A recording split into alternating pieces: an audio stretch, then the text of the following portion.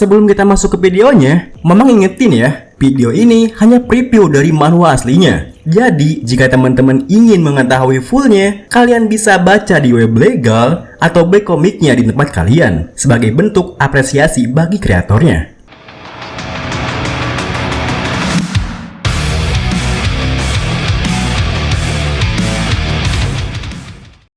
Oh ya, buat teman-teman semua yang nyari sebuah platform buat streaming, nonton video, series, film, ataupun anime-anime, kalian bisa download sebuah aplikasi yang bernama Vino. Langsung gaskin aja ya di link yang Mamang cantumin di deskripsi. Oke, lanjut. Halo semuanya, selamat toyahkyo ya dimanapun kalian berada.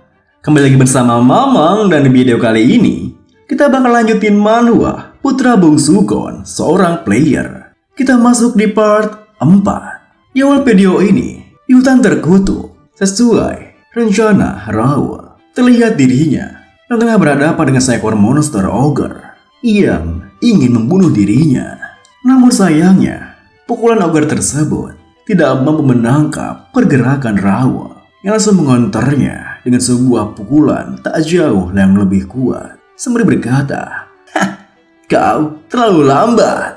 Habuk! Satu pukulannya berhasil membunuh oggernya, bahkan menghancurkan kepala miliknya. Meskipun begitu, Rawa sama sekali tak menurunkan kewaspadaannya, yang membuatnya lihat ke sekitarnya berkata, "Cepat keluar, kalian." Dengan begitu, mendengar tantangannya, gerombolan ogger pun kini mengerumuni Rawa sembari bergumam, "Kek, manusia kuat, kek! Bunuh manusia, keh!" Pemimpin oggernya yang terlihat begitu garang memberikan perintah, "Keh! Semuanya, maju, keh!" Dengan begitu, para ogger bawahannya pun langsung menerjang bersamaan ke arah Rawa. "Keh! Keh!" Rawa sendiri yang begitu tenang tersenyum membuat sebuah kuda-kuda berkata, "Maju kalian." Hutan terkutuk atau God's Domain, lebih tepatnya, God's Domain bukan hanya tempat grinding. Itu adalah tempat yang cukup penting bagi seisi kota Mira. Jika ada player yang terluka, mereka bisa disembuhkan. Jika ada player yang tewas, mereka akan dihidupkan kembali di kota yang diberkati ini. Itulah kenapa kota ini adalah zona aman terbaik. Dan di dalam hutan, berkat itu yang diterima oleh monster. Jadi, jumlah monster di dalam hutan tidak akan berkurang bahkan setelah mereka semua terbunuh. Manusia tidak bisa dihidupkan kembali di dalam hutan terkutuk, dan mereka tak bisa keluar hutan dengan membawa items yang mereka dapatkan dari memburu para monster. Jika manusia itu membawa item-item itu keluar, item-itemnya akan berubah menjadi abu yang memberikan pesan pada para player untuk tidak menyentuh properti milik para dewa. Tapi ini hanya berlaku bagi penduduk lokal. Mereka, para player, bisa membawa item yang mereka dapatkan dari para monster keluar dari hutan dengan bantuan sistem. Di saat Rawa tengah fokus bertarung melawan para ogre itu, Satria Philip dan juga Jack malah melihat pertarungannya tak jauh di belakang Rawa sembari menggembol sebuah kantung di punggungnya yang mana berisikan item-item yang terjatuh dari tubuh monster itu. Namun Satria Philip merasa heran sekaligus jengkel ketika kesatria Jack di sampingnya malah terus mengoceh ketika tuan yang ia layani tengah bertarung di depannya. Satu persatu, para ogger pun terbunuh di tangan Rawa yang membuat pemimpin kelompok ogger itu, si Merah, tidak bertanggung serta kaget. "Kekuatan apa itu? Manusia? Keh!" Namun di tengah keterkejutannya, Rawa menggunakan kekuatan miliknya, Psychonesis, untuk mengambil senjata-senjata yang terjatuh di sana. Kemudian, dengan sebuah hentakan yang keras, ia meluncurkan semua senjata itu ke arah pemimpin oggernya dan langsung mengakhiri hidupnya. Keh! Melihat hal itu, Satria Jack pun meniru gerakan Rawa lalu berkata, "Psychonesis," yang membuat Satria Philip di sampingnya hanya bisa menghela napasnya. Lalu, setelah pertarungannya berakhir, Philip dan Jack pun tengah mengurusi para mayat monsternya sembari mengobrol. Benar-benar kemampuan dia yang sangat berguna. Philip yang tengah mencoba fokus dengan para monsternya membalas, "Ais, Jack, berhentilah mengoceh dan kuliti saja mayat-mayat para ogre ini." Jack pun ikut menghela napas menimpali. Aku datang jauh-jauh ke Mira bukan untuk melakukan hal ini. Ya, aku rasa kita telah mendapatkan kemajuan yang cukup bagus di latihan ini. Tuan Raoul mendengar perkataan Jack. Raoul yang tengah mengumpulkan darah para ogre itu membalas, "Hahaha, terima kasih. Ini semua bisa berhasil berkat bantuan kalian semua. Kalian semua bisa menjadi lebih kuat dengan mempelajari skill books." Mendengar perkataannya, Ksatria Philip tiba-tiba ia terdiam karena mengingat hal yang ia lakukan sebelumnya yang membuatnya berpikir, Tuan Raoul, dia benar. Sebelumnya, menggunakan skill remeh, hangat hujan, untuk membunuh seekor ogre. Awalnya aku mengira skill tersebut tidak akan bisa mengoresnya, tapi ternyata skill itu dengan mudah membelah dua tubuh ogre itu, yang membuatku terdiam, terkejut, saking tidak menyangkanya. Namun saat itu, Tuan Raoul berkata, "Bagaimana menurutmu? Itulah kenapa aku lebih memilih untuk membeli skill book dibandingkan power armor." Saat itu aku merasa sangat luar biasa. Aku mempelajari skill dengan sangat cepat. Bagaimana Tuan Muda bisa tahu soal kemampuan aneh ini? Guild Jet? Di saat Ksatria Philip tengah berpikir seperti itu, tiba-tiba saja ia dikejutkan karena melihat sebuah pemberitahuan di Guild Chat di depan layarnya yang membuatnya langsung berteriak, "Tuan Muda, di Guild Chat ada..." Namun teriakannya seketika terhenti ketika melihat wajah Raoul yang begitu emosi, yang berkata, "Aku juga melihatnya. Kita akan kembali ke Mira sekarang." Ternyata pesan guild tersebut dikirimkan dari beberapa ksatria yang tengah dihajar habis-habisan di sebuah gang di kota Mira. Meskipun para ksatria itu nampak tidak berdaya, seorang pria yang mengajarnya yang berambut merah tersenyum berkata, "Aku harusnya melakukan ini sejak tadi. Cukup sulit untuk menahan diri saat melihat kalian, para bocah Aston, bergerak seenaknya." Teriakan pun begitu menggema yang tersebut. Namun, tiba-tiba saja seorang adiknya, si pria berambut merah, yang juga tengah menyiksa seorang satria dari Aston, menimpali. "Kau harusnya mendengarkanku tadi, Kak. Dengan begitu, kita bisa saja melakukan ini sejak tadi." Di belakangnya, terlihat seorang ksatria Aston yang tengah sekarat, yang bertanyakan kenapa mereka semua melakukan hal sekeji itu. Kenapa kalian melakukan ini?" Seorang pria berambut merah, adik ketiga si pria berambut merah, langsung mengayunkan senjatanya sembari berteriak, "Tapi bukankah kakek buyut kita selalu mengingatkan untuk tetap waspada? Kami ada di sini karena kami memang ingin membuat keributan." Ternyata mereka bertiga yang sama-sama berambut merah merupakan tiga bersaudara. Anak pertama, Piskon Randall, Ramon. Si anak kedua, Jerry. Dan si anak ketiga, Kyle. Dikala mereka bertiga begitu puas menyiksa para satria dari Aston, seorang dari mereka yang tengah diinjak-injak oleh Ramon tiba-tiba saja berkata, "Kalian akan menyesali hal ini, Tuan Muda. Pemuda kami akan..." Namun, sebelum satria itu menyelesaikan kalimatnya, Ramon langsung kembali menarik pedangnya yang membuat tubuh satria itu berdarah begitu hebat. "Suruh mereka itu segera datang. Kami juga punya urusan dengan pemuda kalian itu." Ngomong-ngomong, ini aneh. Mereka terus-terusan hidup lagi. Di saat itu, karena tubuhnya telah berubah menjadi seorang player, satria itu pun bisa kembali hidup karena bergenerasi dengan sistem. Namun melihat hal itu, si anak kedua, Jerry, tertawa menambahi, "Oh, kita hajar bocah Raoul ini." Adik ketiganya, Kyle, berkata, "Aku kira antar keluarga bangsawan tidak seharusnya mengacungkan pedang di kota bebas ini." Kakak tertuanya, Ramon, langsung menyanggahnya. Memangnya kenapa? Kita tinggal bilang saja kalau kita tidak pernah melakukan ini. Memangnya apa yang bisa mereka lakukan soal hal ini? Coba kau pikirkan kembali. Ini adalah hal yang cukup bagus. Kita bisa saja menghancurkan keluarga Aston. Dan mungkin kakek akan memuji kita. Namun, tepat setelah Rahman mengatakan itu, tiba-tiba saja dirinya kehilangan kepalanya. Yang mana membuat kedua adiknya berteriak kaget.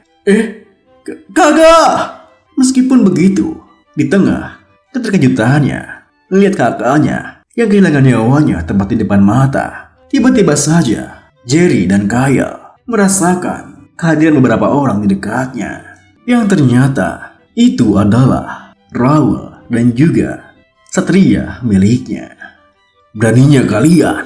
Bukan. Ini adalah serangan pada Aston County. Kalian harus membayarnya dengan hal yang lebih dari kematian kalian yang tak berharga itu. Mendengar perkataannya, Jerry yang merasa kesal pun langsung berteriak. Apa kau gila? Beraninya kau menyentuh putra di keluarga Randa? Kayak menambahi. Wah, apa yang para prajurit lakukan? Bagaimana bisa dia datang ke sini? Sayangnya, prajurit miliknya tak bisa melakukan apapun karena prajurit Aston County telah meredongkan pedangnya, yang membuat satria Randall terdiam tak bergerak, hanya bisa menjawab. Tuan Kyle, sepertinya mereka adalah pasukan utama keluarga Aston. Saat itu satria Philip yang datang bersama dengan Raoul berkata, kami telah mengepung prajurit Randall. Sesuai perintah Anda, Tuan Muda, kami juga memastikan tidak ada warin di sekitar sini. Mendengar laporannya, sembari menggunakan psikonesisnya untuk mengambil beberapa prajurit bawahannya, Raoul berkata, kerja bagus semuanya. 1, 2, 3. Bernard, bawalah mereka ke kuil. Setelah menyerahkan ketiga tubuh bawahannya kepada pelayannya Bernard, Raoul pun mengambil pedangnya dari penyimpanan. Lalu ia menatap tajam ke arah Jerry dan juga Kyle, sembari berkata, aku akan membersihkan sampah ini sendirian. Sebenarnya, siapa itu Viscount Randall? Kekuasaan Randall mirip seperti kekuasaan Aston. Mereka adalah salah satu dari 5 keluarga pejuang dari kerajaan Ruben.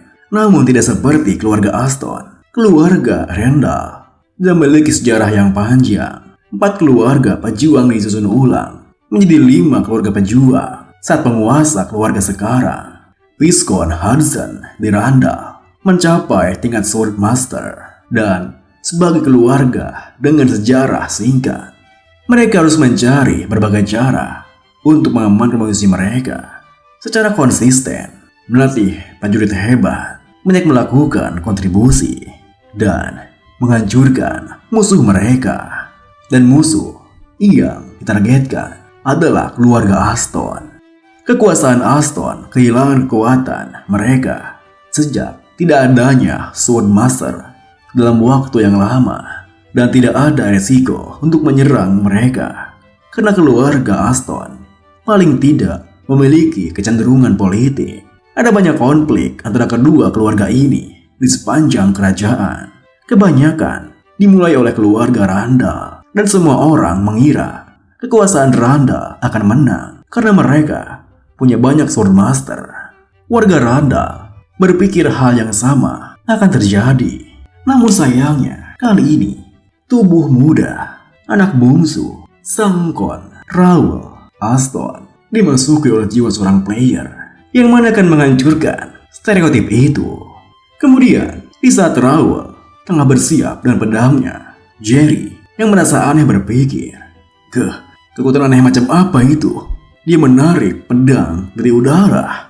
Kemudian, di tengah ketegangan itu, tiba-tiba saja seorang ksatria dari Randall menggerakkan tangannya yang membuat Raoul yang menyadarinya langsung menebaskan pedangnya ke arah pria itu. Melihat hal itu, para ksatria dari kedua keluarga langsung bergerak ingin menarik pedangnya. Namun, Satria Philip yang menyadari hal itu langsung berkata, Tuan udah bilang dia akan mengurusnya sendiri. Semuanya, turunkanlah pedang kalian. Mendengar perkataannya, seorang Satria Randall meliriknya berpikir, apa? Mereka sungguh menurunkan pedangnya? Apa mereka gila? Maksudku, itu menguntungkan bagi kami. Kemudian, tiba-tiba saja, dengan begitu emosi, Kyle menerjang ke arah Rawa sembari berteriak, apa? Kau akan melawan kami sendirian? Ini bukanlah pelatihan. Namun sayangnya, sebelum Kyle bisa menjadikan sebuah serangan kepada Rawa, tubuhnya telah terbelah dua oleh pedang Rawa dengan sangat cepat. Yang membuat Jerry tak kuasa menahan amarahnya. Kyle, sialan kau! Apa yang kalian lakukan? Jangan berdiri di sana! Mendengar teriakannya, prajurit bawahannya yang tadi merasa beruntung jika lawannya menurunkan pedangnya seketika melangkah maju, lalu menarik pedangnya berkata, sepertinya aku harus melakukannya. Aku hanya diam karena tidak ingin mengintimidasi seorang anak usia 15 tahun. Tapi jika aku tidak bertindak saat kawanku mati, itu bukanlah hal yang benar.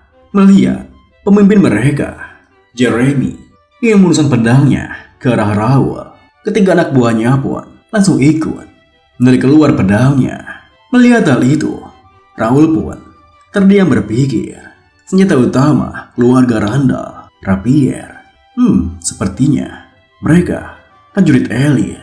Level pemimpin mereka 65 dan para elitnya 60. Levelku saat ini adalah 45. Aku tidak dapat menang melawan mereka secara adil. Melihat senyuman Raul yang menatapnya, ketiga elit itu langsung menuturkan, kenapa kau tidak berhenti saja? Menurutku, kau telah berbuat cukup jauh.